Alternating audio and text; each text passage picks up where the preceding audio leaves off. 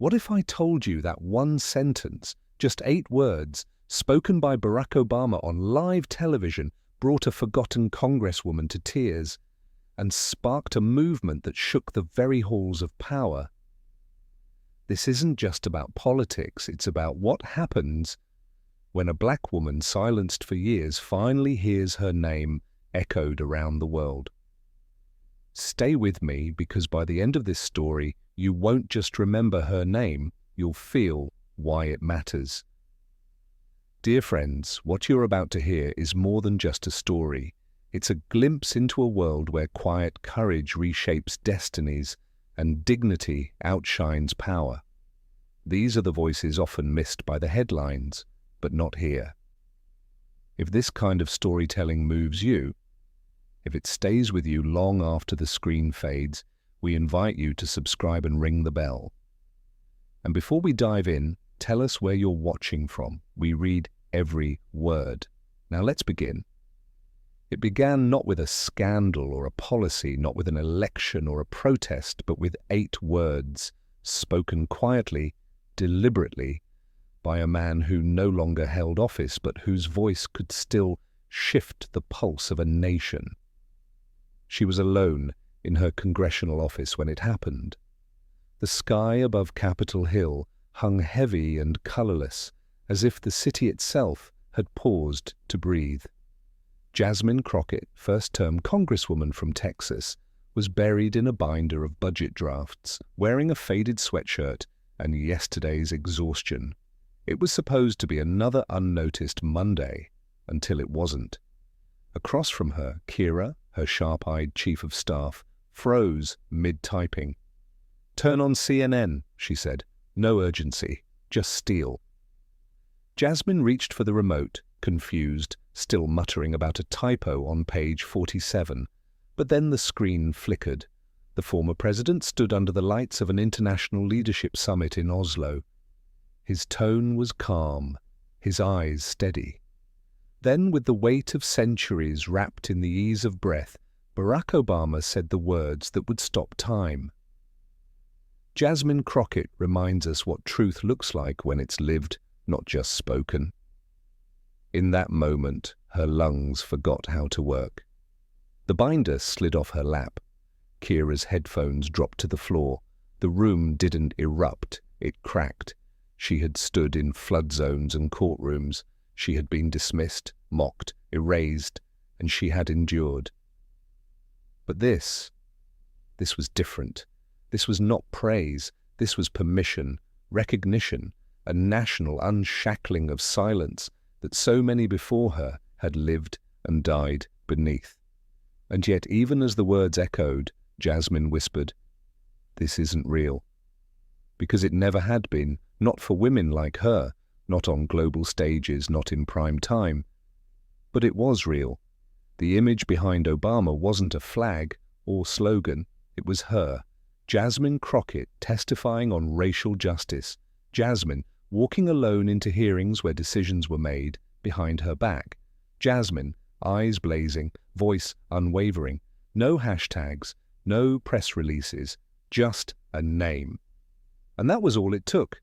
8 words, spoken in the right moment, by the right man, to the right woman, who had never asked to be chosen, only to be heard.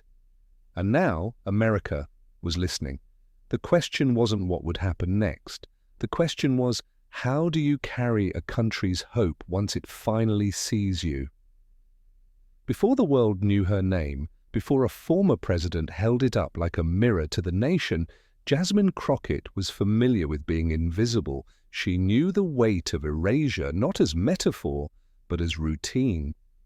In the marble halls of power, where introductions opened doors and silence was a tool of dismissal, Jasmine was often greeted not by questions about her ideas, but by questions about her presence. The first time she was deliberately cut from an agenda she had helped shape, she didn't flinch, she documented it, quietly, carefully.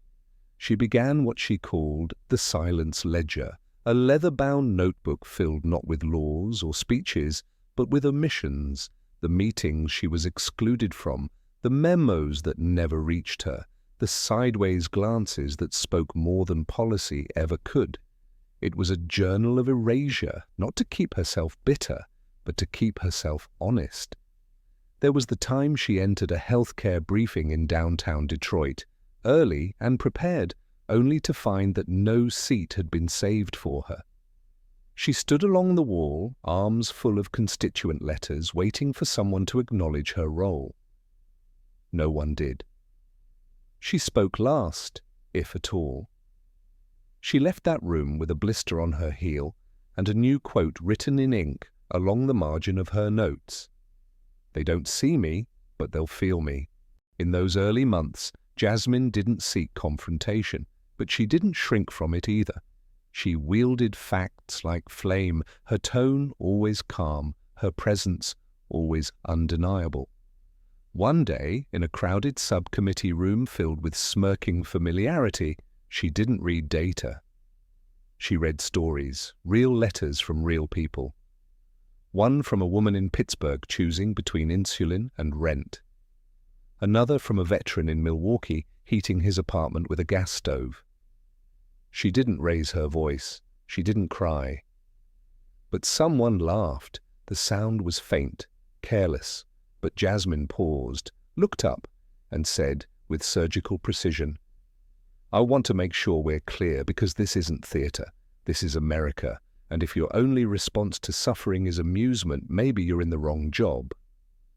That moment didn't trend, not yet, but it shifted the room. And slowly, so did she. Jasmine Crockett went from overlooked to unignorable, not because she forced her way into the spotlight, but because she refused to disappear.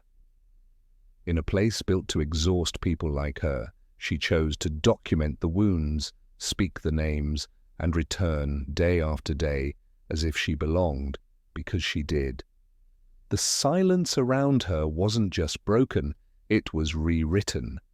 And Washington was beginning to learn what resilience sounds like when it refuses to apologize.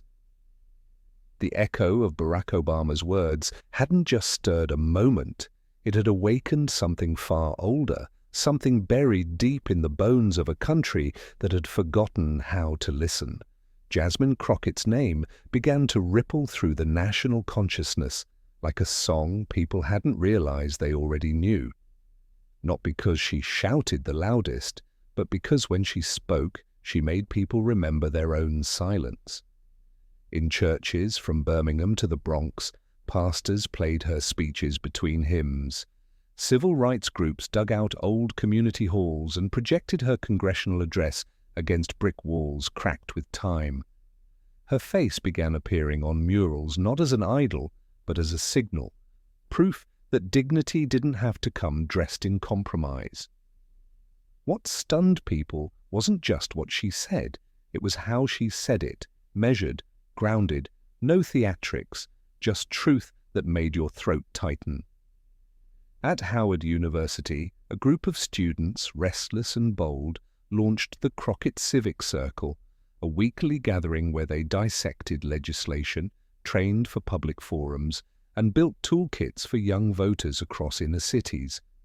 Jasmine hadn't visited their campus yet. She didn't even know about them. But they knew her. They followed every floor vote, every clip, every quiet correction she offered to systems that were never designed for her to lead within. In Oakland, Darnell, a city bus driver and father of 4, started a sidewalk series called Letters for Leaders. He carried a folding table and 2 chairs to the park every Saturday, inviting strangers to write one-page letters to their representatives. He played Jasmine's viral speech on a Bluetooth speaker beside him, calling her a map to remind us that government isn't a mystery, it's a mirror. The impact wasn't loud, it was layered. Yes, the hashtag surged. Yes, late-night shows and opinion columns leaned in. But something more intimate was shifting. Jasmine's refusal to perform gave people permission to participate. She didn't invite admiration, she ignited action. And still the backlash came. Talk radio hosts mocked her composure.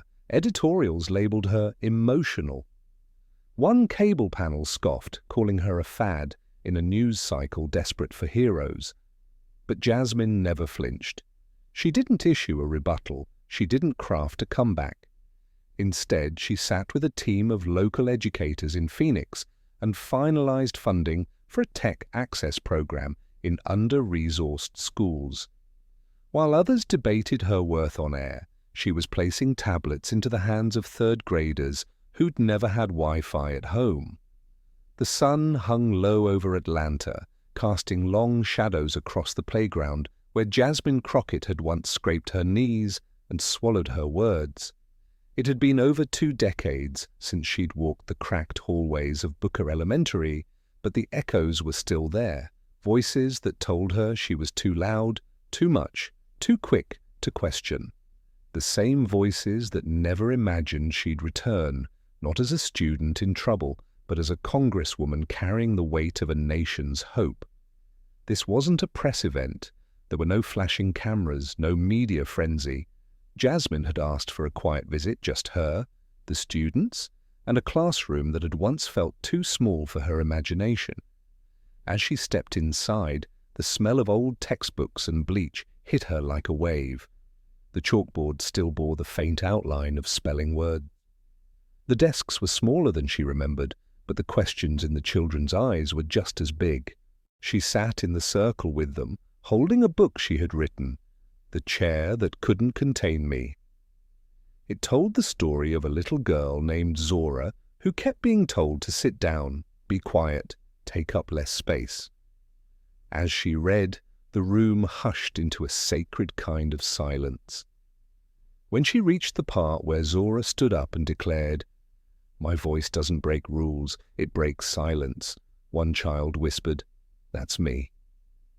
Afterward, the students were given paper and crayons. "Draw the chair you deserve," Jasmine told them. Some drew thrones, others drew rocket ships. One boy drew a bench long enough for all his cousins. Jasmine walked around, her heart full and aching, stopping at a picture of a chair shaped like a book. "Why this?" she asked. The girl shrugged. "Books let me talk." In the principal's office, the man who once sent her to detention stared at her with tired humility. "We missed it," he said. "Missed you?" Jasmine didn't scold him. She didn't need to. She simply said, "Don't miss them," nodding toward the hallway, echoing with laughter and possibility. Because returning wasn't about being recognized. It was about planting something that might outgrow her entirely. 2 weeks after the summit, Barack Obama sat beside Jasmine Crockett in a quiet auditorium at Columbia University. It was a rare town hall. No podiums, no handlers, no polished scripts. Just 2 chairs, a circle of young leaders, and an audience that leaned in with a kind of reverence usually reserved for legends, not legislators. When a student stood and asked, "President Obama, what gives you hope now?" The pause was heavier than silence. He didn't gesture toward policy or polls. He didn't recite progress or programs. He turned to Jasmine and simply said, "She does." He spoke gently, but with gravity. "She's not rising. She's already arrived. We're just catching up." And the room exhaled, like it had been holding its breath through generations. In that moment, Jasmine wasn't just a name that had been spoken. She was a legacy being written in real time. After the applause faded, Jasmine took the mic. No notes, no flair, just a breath and a knowing look toward the crowd. "A name is powerful," she said, "but it's not enough. Not unless it moves something, changes something, protects something."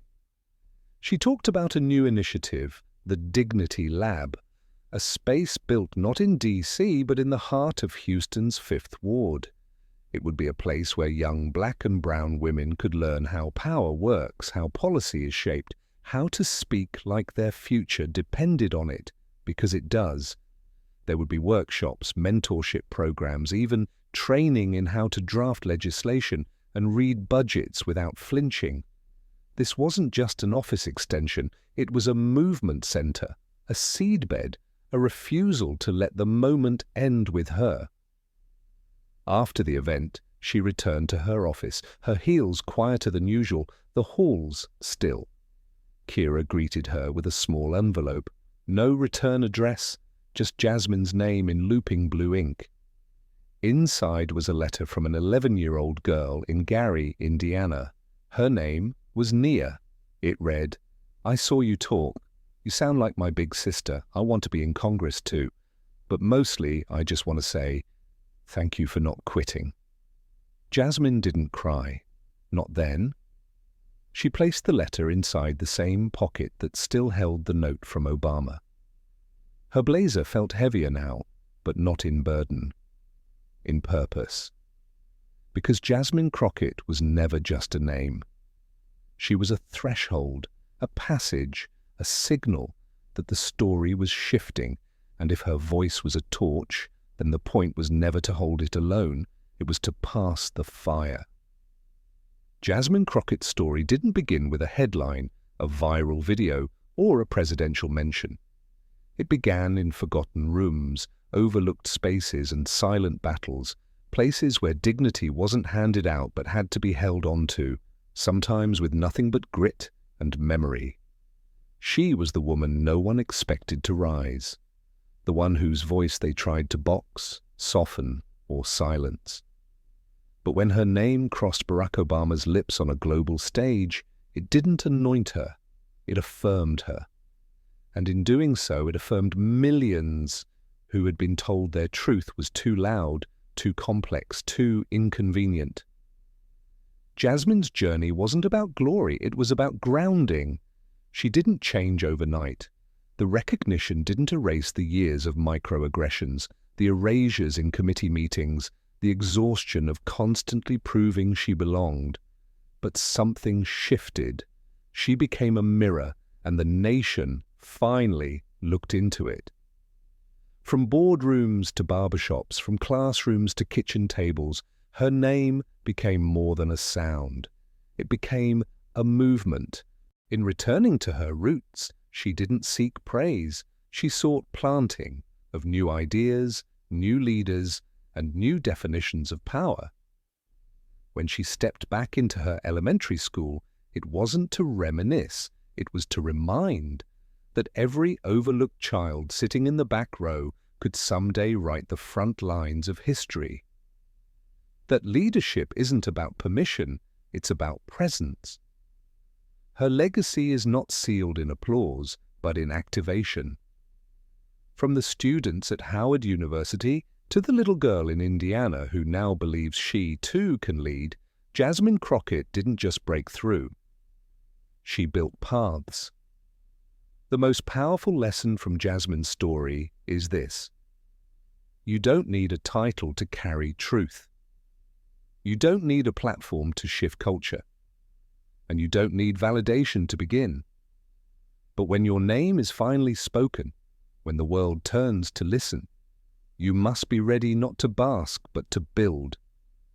Her life reminds us that history isn't waiting for perfect leaders, it's waiting for courageous ones.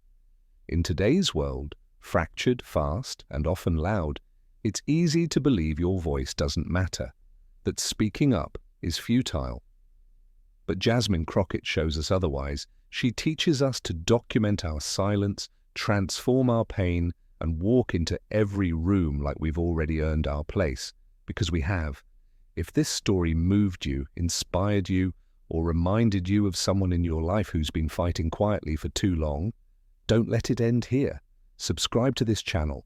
Join the community of people who believe that stories like Jasmine's deserve to be heard, remembered, and passed on. Your support fuels the next chapter. Let's keep telling stories that don't just reflect the world, but reshape it.